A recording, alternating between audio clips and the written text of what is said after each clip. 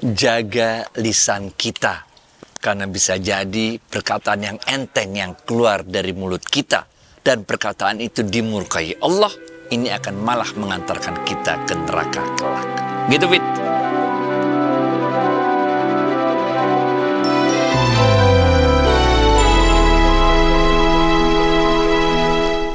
Assalamualaikum warahmatullahi wabarakatuh, sahabat Smart Skill School. Semoga kita semua selalu dalam lindungan Allah Subhanahu wa Ta'ala. Amin. Sahabat, berbicara mengenai lisan artinya kita berbicara mengenai hal kita berbicara. Waduh, susah juga ya. Tapi mungkin yang dimaksud oleh Ustadz Adi Warman Azwar Karim adalah kita harus hati-hati menjaga cara kita berbicara atau apa yang kita bicarakan. Yuk kita sambut saja Ustadz kita, Ustadz Adi Warman Azwar Karim. Ustadz, Assalamualaikum, apa kabar? Waalaikumsalam warahmatullahi wabarakatuh. Sehat, berkah, bahagia, ya Allah, amin. Amin, alhamdulillah. Ustadz, apa yang Ustadz maksud bahwa lisan ini bisa membawa kita menuju surga, tapi bisa juga membawa kita menuju neraka, Ustadz? Masya Allah. Dalam ilmu tasawuf, yang dilihat sebetulnya adalah apa yang ada dalam hati kita. Tapi Rasulullah SAW bersabda, ini adanya di hadis riwayat Imam Ahmad. Rasulullah SAW mengatakan, sungguh tidak akan lurus iman kalian sebelum lurus hati kalian, dan tidak akan lurus hati kalian sebelum lurus lisan kalian. Nah ini, jadi apa-apa yang keluar dari lisan kita sebetulnya adalah cerminan dari apa yang ada dalam hati kita. Orang-orang yang hatinya banyak menyimpan dengki, hasad, maka yang keluar dari lisannya adalah perkataan-perkataan yang penuh dengan kebohongan, fitnah, dan lain sebagainya. Tapi orang-orang yang hatinya bersih, maka yang keluar dari lisannya adalah perkataan-perkataan yang baik. Ini yang pertama. Lisan adalah cermin dari hati kita. Orang-orang yang terlalu banyak bicara. Nah, kalau orang kita SD kita bilang tong kosong nyaring bunyinya. Orang-orang yang terlalu banyak bicara akan menunjukkan isi hatinya dan juga isi kepalanya. Itu sebabnya Imam Syafi'i radhiyallahu anhu mengatakan, kalau bicara adalah perak, maka diam adalah emas. Nah ini, puncak dari semua pembicaraan kita adalah diam.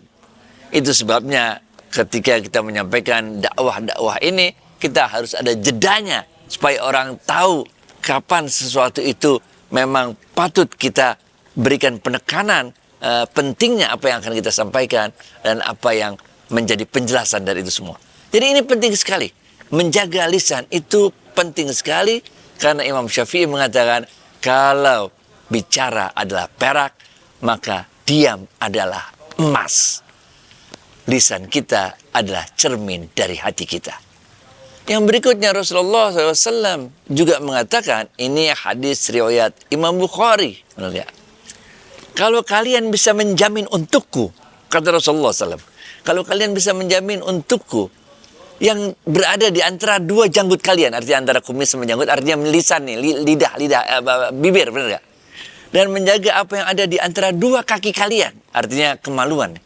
Kalau kalian bisa menjaga lisan kalian dan kemaluan kalian, maka aku akan menjamin surga untuk kalian. Nah ini sebagian besar dosa-dosa itu dilakukan oleh, kalau nggak lisan kita, oleh dorongan kemaluan kita. Siapa-siapa yang bisa menjaga lisannya, tidak bicara bohong, tidak menyakiti orang, tidak memfitnah, dan juga menjaga kemaluannya hanya menggunakan pada tempat-tempat yang memang dibolehkan dalam agama kita, maka Rasulullah SAW sendiri yang akan menjamin surga untuk kita. Rasulullah SAW juga mengingatkan kepada kita, ini hadis riwayat Imam Bukhari. Kata kecil yang kita sampaikan, kadang-kadang kita anggap remeh. Tapi kata-kata itu dimurkai oleh Allah. Maka nanti di akhirat kelak kita tidak akan menyangka bahwa kata-kata yang kita ucapkan dengan enteng begitu saja, ini akan mengantarkan kita ke neraka. Ketika kita menghina orang, ketika kita menyakiti hati orang, itu meluncur begitu aja dari mulut kita. Dan kita merasa itu begitu aja. Lalu kita lupa. Bagi kita nggak pernah ingat bahwa kita pernah mengucapkan kalimat tersebut. Tapi bagi orang yang kita sakiti, orang yang kita hina, kata-kata itu masih terus terngiang-ngiang sampai puluhan tahun kemudian. Dan karena kita tidak sempat meminta maaf atas perbuatan kita menyakiti hati orang tersebut dengan lisan kita itu, maka nanti di akhirat kelak kita akan terkejut. Ternyata perkataan yang kecil, perkataan yang enteng yang kita sampaikan itu ternyata sampai membawa kita ke neraka kelak. Apalagi kalau hal itu kita sampaikan untuk memfitnah, menyebarkan fitnah seseorang yang telah meninggal dunia. Nah ini. Itu sebabnya Rasulullah SAW pernah menyampaikan kepada kita, hendaknya kita hanya bicara tentang hal-hal yang baik saja tentang orang-orang yang telah meninggal dunia. Karena mereka tidak punya kesempatan untuk membantah, untuk mengklarifikasi apa-apa kebohongan yang telah kita ucapkan kepada orang yang telah meninggal dunia tersebut. Nah ini, bahaya. Orang yang udah meninggal dunia, terus kita ngomongin, dia dulu gini, dia dulu gitu, dia segala macam. Fitnah yang kita sampaikan kepada orang yang telah meninggal dunia, ini adalah satu hal yang sangat keji, karena orang tersebut tidak bisa memberikan klarifikasi atas apa-apa kebohongan yang kita sebarkan, fitnah yang kita sebarkan terhadap dirinya. Inilah nanti di akhirat kelak, orang tersebut akan meminta Allah memberikan balasan atas apa-apa yang kita ucapkan. Itu sebabnya Allah Azza wa Jalla mengatakan, ini dalam surat Yasin ayat 65. Itu mulut kita yang di dunia selalu menyebarkan kebohongan segala macam itu yang bisa kita tutupin. Semua kebohongan yang kita bikin bisa kita tutupi. Maka Allah mengatakan nanti di akhirat kelak, mulut ini akan dikunci oleh Allah. Dia nggak bisa lagi bohong. Maka tangan kita akan bersaksi atas dosa-dosa yang kita lakukan. Kaki kita akan bersaksi atas dosa-dosa yang kita lakukan. Kemana kaki ini membawa kita pergi, tempat maksiat mana yang kita datengin. Tangan ini apa yang telah kita lakukan. Jangan-jangan pakai gadget tangan ini, kita dengan gadget kita menyebarin fitnah kemana-mana. Ini. Ketika di dunia, lisan kita bisa menutupi semua kebohongan yang kita lakukan. Tapi nanti di akhirat kelak, lisan akan dikunci oleh Allah. Tangan akan bersaksi, kaki akan bersaksi. Oleh karena itu, hati-hati, jaga lisan, jaga kemaluan, maka Rasulullah SAW sendiri akan menjamin surga untuk kita. Gitu, Fit. Masya Allah, baik Ustadz.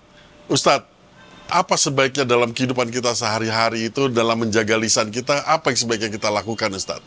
Ya, pertama-tama lisan itu ya cegahlah menggunakan lisan itu untuk hal-hal yang maksiat.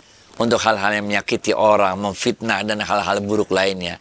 Tapi lebih dari itu, marilah kita isi lisan kita ini dengan selalu mengingat kepada Allah, mengingat dengan zikir-zikir kepada Allah, membaca Al-Quran. Nah ini, Rasulullah SAW bersabda, ini hadis qudsi nih. Siapa-siapa yang menyibukkan dirinya dengan Al-Quran, sehingga dia tidak sempat untuk berdoa, maka Allah akan memberikan lebih dari apa yang akan dia minta dari doanya itu. Ini. Kalau dalam ilmu tasawuf, ini pemahamannya ditambahin dikit nih, dalam ilmu tasawuf. Pemahamannya jadi kayak gini. Siapa-siapa yang selalu menyibukkan dirinya mengamalkan Quran. Oke? Jadi bukan soal baca Quran doang, bukan. Tapi siapa-siapa yang menyibukkan dirinya mengamalkan Quran.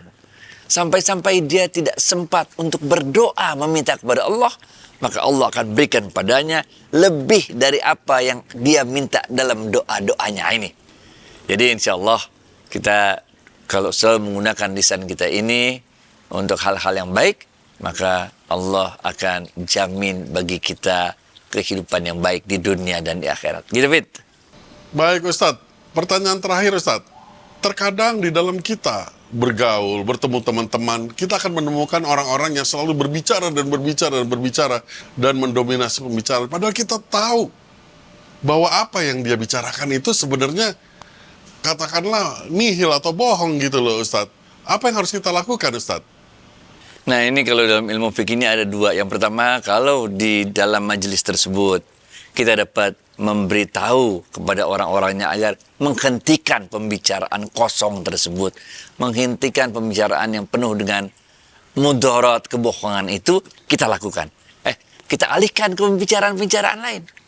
Tapi kalau upaya kita untuk menghentikan atau mengalihkan pembicaraan-pembicaraan kosong, pembicaraan-pembicaraan yang mengandung maksiat tadi nggak bisa kita lakukan, maka dalam ilmu fikih kita diminta untuk meninggalkan majelis tersebut supaya kita nggak ikut ibaratnya itu meramaikan pembicaraan tersebut.